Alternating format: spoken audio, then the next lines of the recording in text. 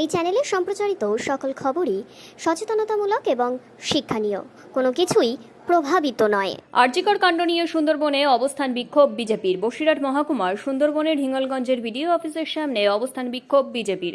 বসিরহাট লোকসভার পরাজিত প্রার্থী রেখা পাত্র তথা সন্দেশখালীর প্রতিবাদের মুখের নেতৃত্বে হিঙ্গলগঞ্জের বিজেপি কর্মী সমর্থক ও মণ্ডল সভাপতিদের নিয়ে আরজিকর কাণ্ডের দোষীদের শাস্তির প্রতিবাদে তারা বিক্ষোভ দেখাচ্ছেন। তাদের দাবি আরজিকর, জাস্টিস ফর আরজিকর।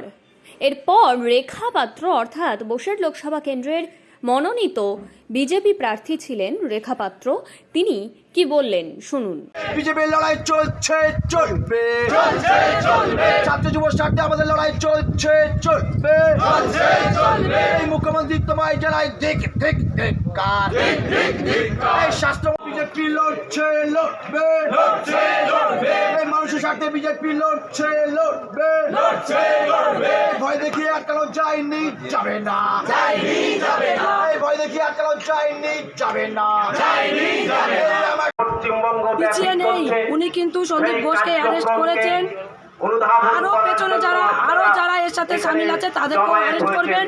এবং আমরা চাই যারা আমাদের এই বোনটিকে যেভাবে দর্শন করে তাকে হত্যা করা হলো, আমরা তার শাস্তির দাবিতে আজকে আমরা রাস্তায় নেমেছি।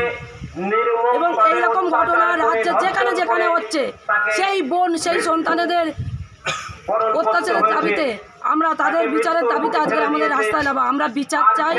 আমাদের বিচার না পেলে আমরা আরো তীব্রতম করে তুলব আমাদের এই আন্দোলনকে। এবং আমাদের বিচার চাই। আমাদের দফা 1 দাবি 1, মুখ্যমন্ত্রীর পদত্যাগ।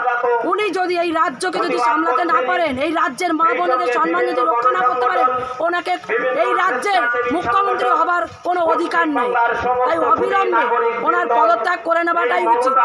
তাই আমরা এই রাজ্যের মুখ্যমন্ত্রীকে জানাই ধিক্কার, কেননা উনি এই রাজ্যে মা বোনেদের সম্মান বাঁচাতে অসফলতা থেকে গেছেন। তাই ওনাকে অবিলম্বে পদত্যাগ করতে হবে। কত সময় বিক্ষোভ করবেন আপনারা? আমরা যতক্ষণ না বিচার পাবো ততক্ষণ আমাদের এরকম বিক্ষোভ চলবে। বিরক্ত হয়ে কি আন্দোলন যাবেন আপনারা? অবশ্যই অবশ্যই আমাদের এই আন্দোলনে যেখানে যেতে হবে সেখানেই আমরা যেতে প্রস্তুত আছি। কারণ আমরা আমাদের মা বোনেদের সম্মান চাই। আমরা সন্দেশখালীর থেকে মা বোনেরা সম্মান এখনো অবধি বিচার পাইনি। আর আজকে যদি এই অভয়া বোনটি যদি না বিচার পায়, এর মা বাবা যদি না বিচার পায় এই মেয়েটার হত্যা, এরপরেও দীর্ঘদিন ধরে এরকম অত্যাচার চলে যাবে, বিচার পাবে না। এরপরে বোন থেকে নিয়ে শুরু করে বয়স্ক মা বোনের ওপরে এরকম একইভাবে অত্যাচার চলবে, তারা বিচার পাবে না। আমরা এর বিচার চাই, অপরাধীদের শাস্তি চাই।